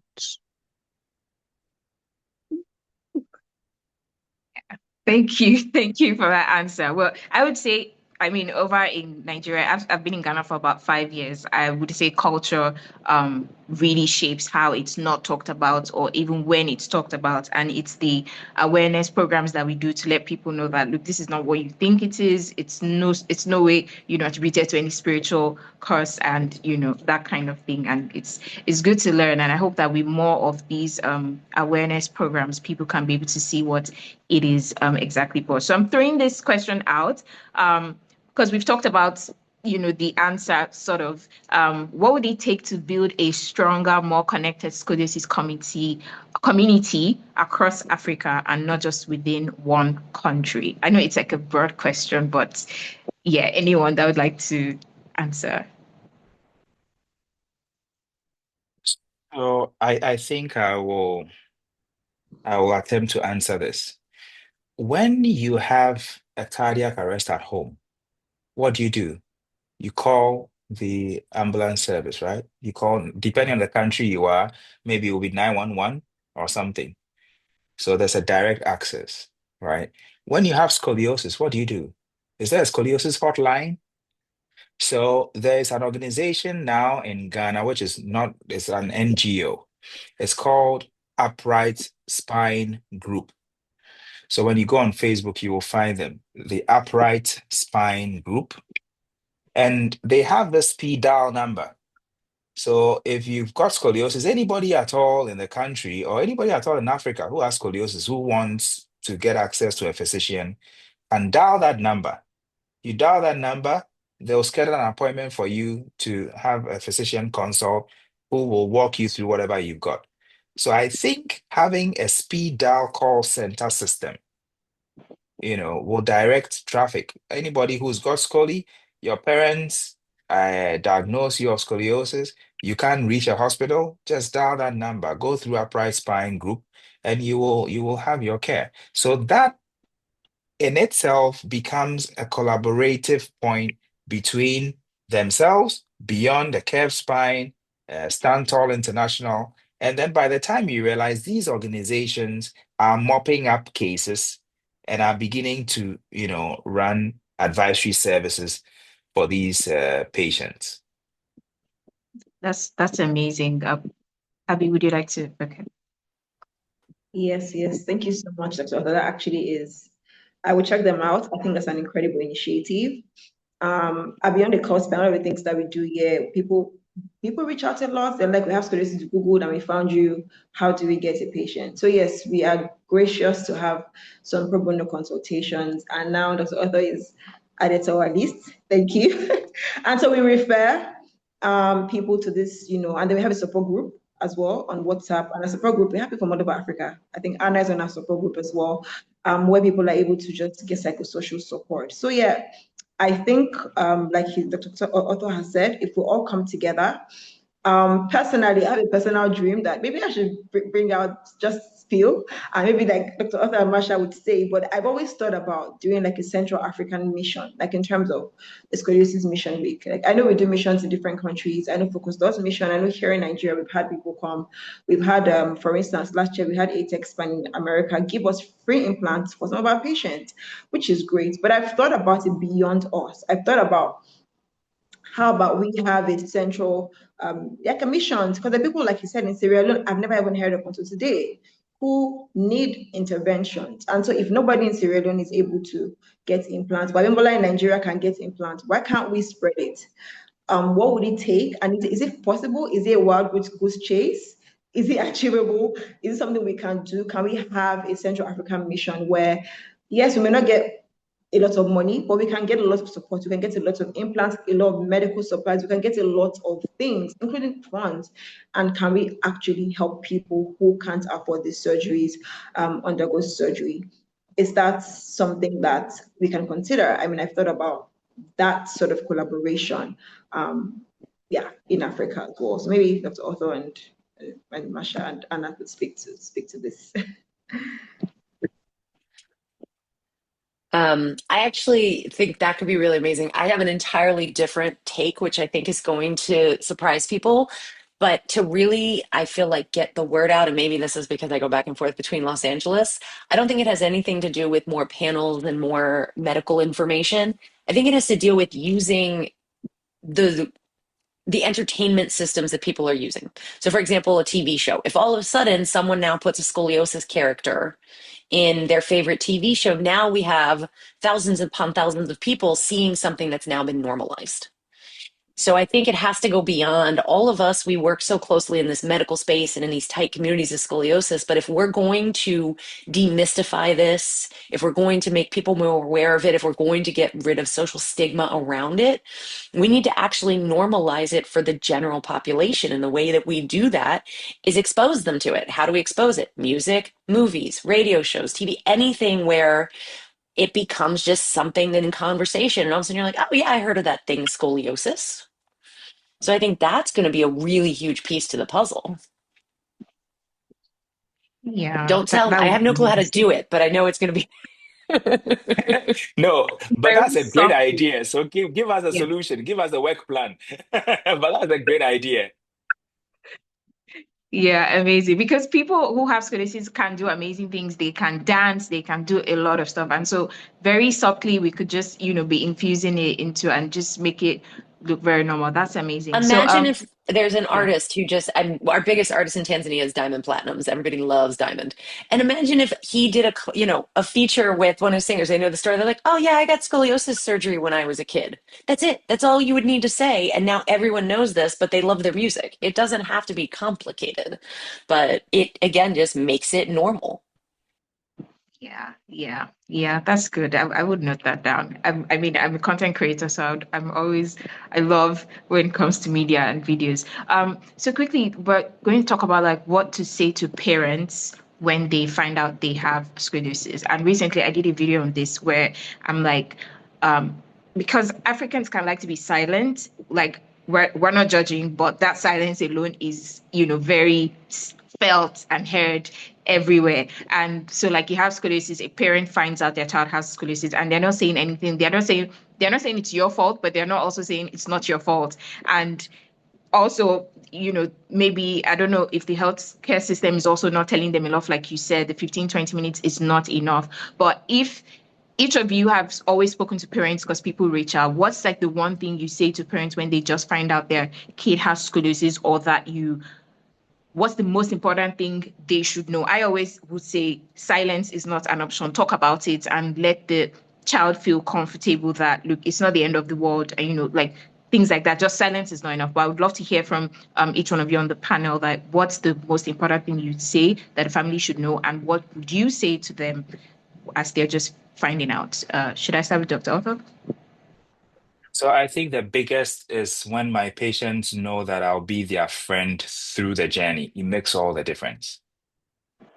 They once I connect with my patients and the parents, because yesterday I saw a case, and please let me just take a few minutes to explain this.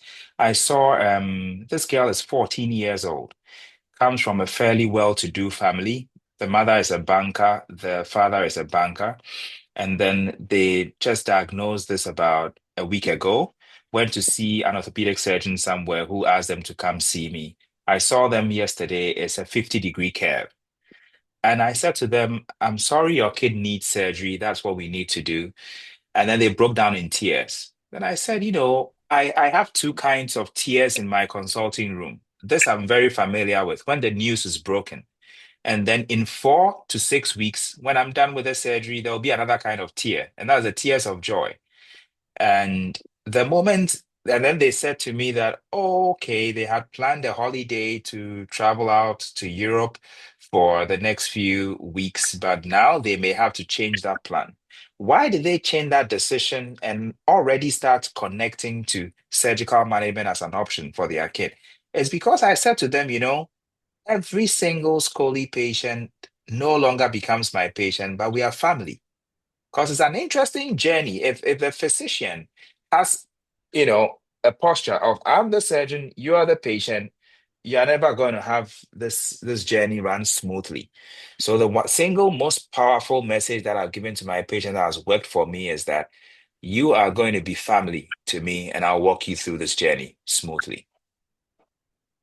Amazing, amazing. Thank you. Masha, let's hear from you. I actually stole this from one of my mentors, Dr. Izzy Lieberman at the Texas Back Institute. He also runs the Uganda Spine Mission. If you guys don't know the work they're doing in Uganda, you should really look it up. It's pretty phenomenal.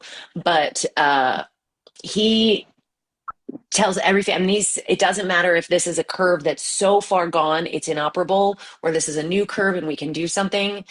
We really emphasize, and he taught me to really emphasize, go live your life, live your best life. The biggest thing I've got to get these parents to stop doing, yes, there are some cases where we're like, oh, let's put in some things, let's put in a bracer to be safe. But protecting, I have parents who've pulled their kids out of school because they're afraid to go to school every day, and they're afraid for this and they're afraid for this. I'm like, no, go live your life, live the best life you can live. And at some point, surgery will probably be a part of that life, but it's just one piece of your journey. And the more we can get that mentality of just living life, and that this isn't something to be afraid of, this isn't a death sentence, this doesn't prevent you from getting married or having kids or playing soccer or football or jumping rope, go live, have fun. Amazing. Thank you. I will adopt that. I will live and have fun. Yes, Abby, over to you. Yeah, I think Masha took some of my lines. Yeah, but what I would say is scoliosis doesn't mean your child cannot have a normal life anymore. One of the biggest things that we see are parents. I mean, for instance, I'll give an instance of a parent whose child was diagnosed, and the father was just like, I can't accept it. I can't accept it. My child is not going to be normal. Who's going to get married to her? This child is just 16. Yeah, I mean, but he was already thinking like, oh, nobody's going to like her. And you find that you're never thinking about child's health. You're first thinking about the fact that the child is not going to be appealing. People are going to say she has a problem. And those things affect the child more than anything else. When you have a confident parent, you have confident children. We've also had a child. There was Zainab when she came to us. She was in her teens. She would wear her braces out well so comfortably. She even did some awareness in her own school because her parents are very confident. Her parents were like her biggest fans. And so I think it's important for a parent to translate life, I would say, to a child their life is not over. Give them, like, encourage them, help them see themselves beyond that curved spine. It's very important. And also, like you said, Simi, don't be quiet. Like, it's not a problem. How would I put it? It's not a Death taboo. sentence. It's not a taboo, not a death sentence. So yeah, get help. Help your child stand tall. Help your child live beyond that curve span. The way you. I think it's so important how you carry that situation, because the child carries it the same way. And so I'd say to parents that, just you first of all live beyond that scoliosis, so you can help that child live beyond the scoliosis. Everything will be fine. Whether it needs surgery, everything will be fine. But it's important to have that mindset and to just help that child, have that mindset as well. Great. Anna, would you like to add something? Just that it's your scare and it's your story, and live the best with it. Live the history with it. Don't allow Thank anyone you. to step on you because of it. Thank you. So lastly, I'll tie the two last questions together. This is seen and heard. What does that mean to each one of you on this panel? And then what should happen next? We've heard like bits and tips of what should actually happen next, but if there's any other thing you'd like to add to it, because I've asked the question of what you'd like to see after this, or what will come out of this, so that ties into what should happen next. But if there's any other thing you'd like to add to it, I would love to hear it. But seen and heard, what does that mean to each one of you in your different paths and different lines? Yes. Dr. Arthur, we can start with you. I've seen you've got scoliosis. I've heard you need help, and I'm here to help. Thank you. Lovely. Love that. Love that. Love that. Yes, Masha. I don't even know how to say anything better than that. He just nailed that answer. That is perfect. Great, great. Avi? Point. I'm just going to. Yeah, but so yeah, Bimbo, edit it, and then let's have a remix of what I said. okay. I'd say that you have scoliosis. I hear you. We're here to help you walk, not alone. You're not alone. We're here for you. And you're not forgotten. You're not in the shadows. People that have scoliosis have a tendency to feel like, oh, nobody sees me, nobody hears me, nobody knows my story, I'm alone. It happened. I think everybody has to go through that phase of feeling sort of different or alone. But for me, what this conference does is I think about the 11-year-old me who felt like I wasn't seen, I wasn't heard. But now, like that, if I was that 11-year-old girl, I'm seen and I'm heard. So yeah, that's that for me. And there's something to take away from here. I think it would be for us not to just forget the conversations and to look out for how we can do something in our everyday lives. It's amazing how solutions come very when you're never looking. But if you're aware, this is a thing. So just looking out for how we can also make a difference. Tell somebody about scoliosis, diagnose a child, learn more about the condition. And yeah, do research. If you're a researcher, do research. We need research. If you have money, if you're to the on this call, fund us. We need the money. And yeah, just basically just making a difference. Yeah, thank you. Great. Anna, would you like to add something if she's still here? No. Everything else was said. Okay, great. So I'll just open the floor now for questions from our audience. If you have questions, please, you can unmute your mic to ask.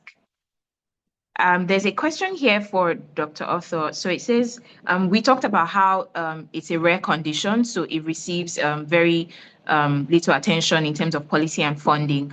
But so Dr. Arthur, from your experience, how can advocates like us that stand tall beyond a curved spine or Scoliosis Foundation, how can we effectively engage the government to recognize scoliosis as a public health concern and provide greater support for patients? Or is it just going to be a private, an individual's kind of stuff? I think we must just keep going, keep going, keep going. We should never give up. It's a tough nut to crack, My mentor, Prof. Boache, started this from 1998. He hasn't been able to break through government policy for them to embrace this, but it doesn't mean we stop at it. We have to keep going.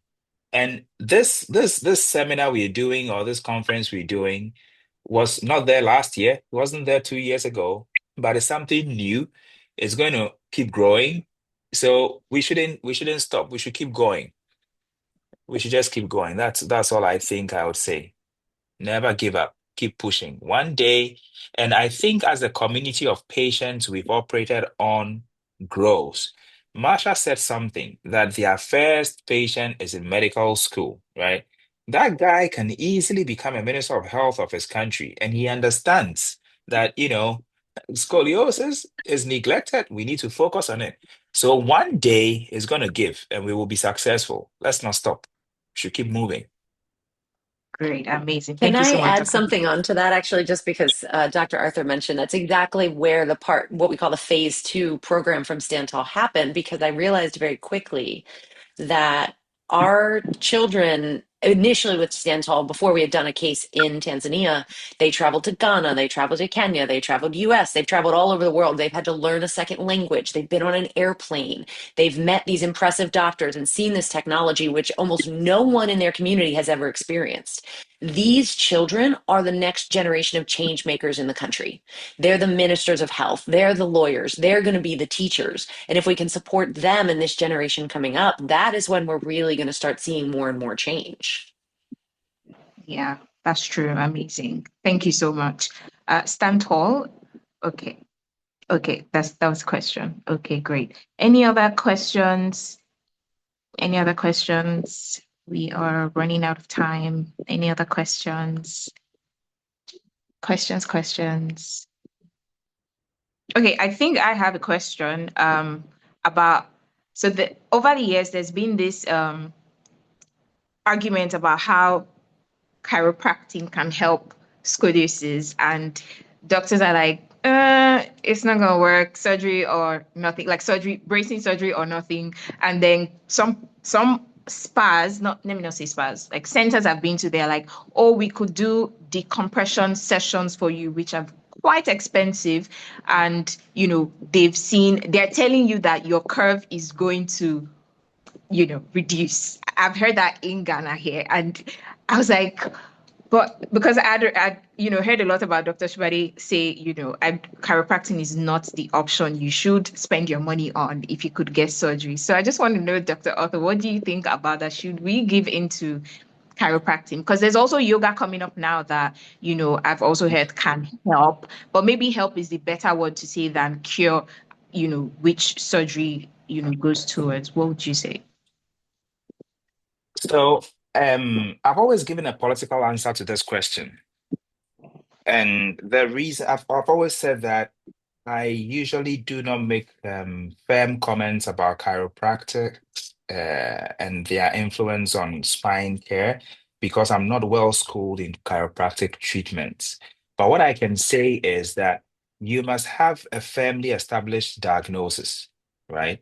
And then if massage therapy can help, if I have, let's say, an 18-year-old who's got a 15-degree curve and occasionally comes to the clinic, complains of some back pain, fatigued in their low back, I'll say you can have some physiotherapy if chiropractic management is what you opt for. That's okay.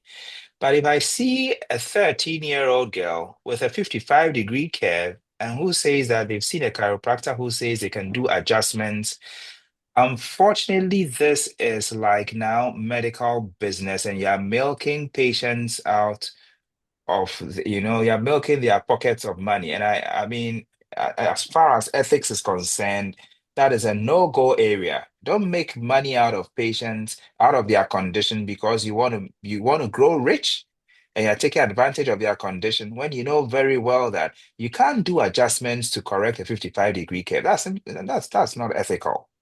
So with such cases, I can be very firm and say, no, no, you're not going to a chiropractic or a physiotherapist to get this sorted, because that is a clear surgical indication, and it's unethical for anybody to suggest that they would use chiropractic management for that. But for the others, like a low care, 15-degree curve, if massage therapy or chiropractic management is what you want to opt for, and you are loaded in your pocket and you don't want to donate to the next patient, but I want to give it to the chiropractor, that's okay. Wow, amazing. I'm To I'm conduct sorry. I didn't fire a shot at anyone. I'm sorry. Great. Okay. Is this a question? Let me. Okay, no, it's a comment. Okay, great. But quickly, Dr. Arthur, would you give us like a very quick scoliosis education? Because there are a lot of scoli warriors here, or people that know people or love someone with scoliosis. A quick scoli education, rapid. Okay, so I'll couch a number of phrases. Catch them early. Let's screen them. Let's appropriately diagnose, and let's stop it in its tracks as early as possible. So all these statements, you never had surgery, right? So catch them early, screen them. Let's give the appropriate intervention, and let's stop this in its curve as soon as is possible. So stopping the curve progression may involve surgery, but we should get away with this myth that, oh, everybody who has scoliosis needs surgery, and there's a fear of surgery in the community. So everybody's running away from the hospitals, and their curves are worsening over time. So we catch them early, we intervene early, we stop the curve in its tracks as early as possible. Yay, thank you. Thank you so much. It's about time, 4 minutes. So I'm so thankful that we kept it in 2 hours. Thank you so much. Any final questions or comments you can leave in the chat. If there is none, you can always send us a DM. And then we can also, okay, there's a question here that says, how effective is bracing for curves lesser than 40 degrees? That's a very clinical question. So that's also. So for curves less than 40 degrees, it depends on the age and it depends on what the cause of the curve is. If it's an idiopathic curve, the idiopathic curves are those which we don't really know the specific cause. So those ones, what we know is you can slow down the progression of the deformity. And in some cases, you can actually reverse the deformity and may never need surgery. Those are the minority though. But the main goal is to slow down the progression of the curve. So if I catch you early, let's say 26 degrees, and you are 14 years, and I slow your progression, that means that by the time you reach skeletal maturity, you may never hit the 40 degrees or 45 degrees to need surgery.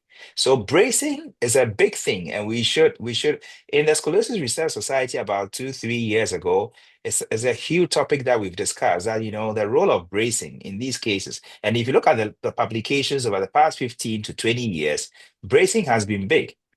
So you can actually use bracing to slow down curve progressions and stop patients from getting to the surgical terrain.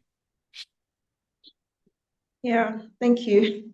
Okay, so I'm supposed to give like final comments, but what you said now has just made me just come up with something else. So I mean, when I had scoliosis, I was told that when you're 18, you don't have to bother, whatever the curb angle, whatever degree is fine.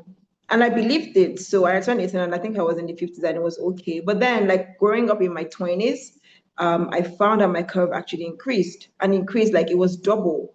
And so I'm like, well, I thought I was told that when I turned 18, that's all. Why am I having a double increase in my 20s?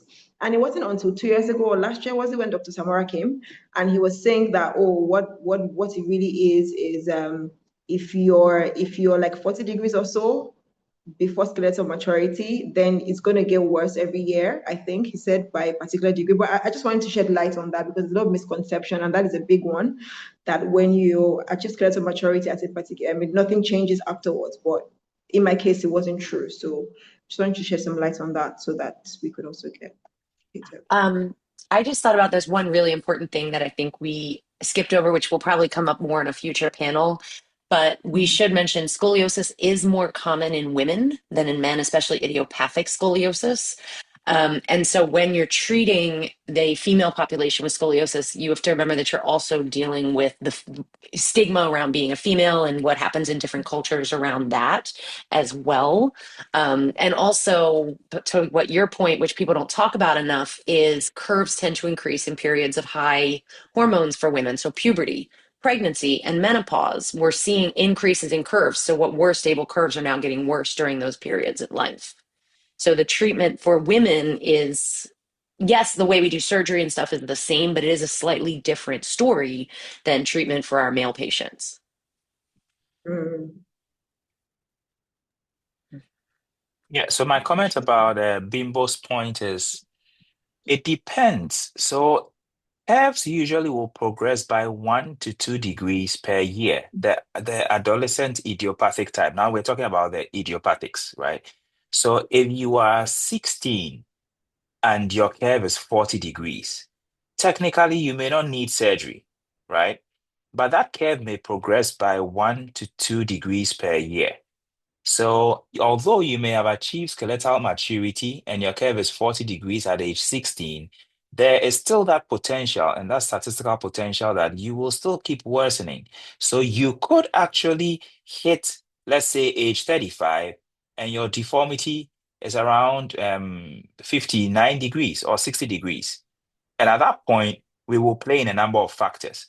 How is it limiting your day-to-day life? Do you have back pain? And is that back pain significant to your day-to-day life, right? How's your activities of daily living like? Is it influenced by that? Then we may say that, okay, based on ABCD, you may need to have surgery.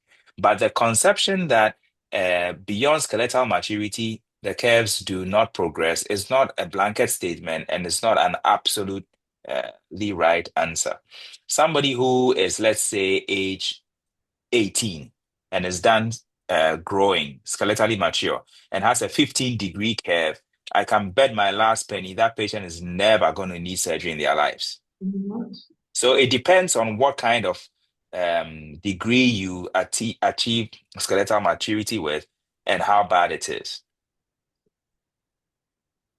Yeah, yeah. That's what I learned as an adult. Thank you so much. Let me check for any final comments or questions, maybe. Okay, thank you. Right, so we have come to the end of this summit. I am so excited this happened.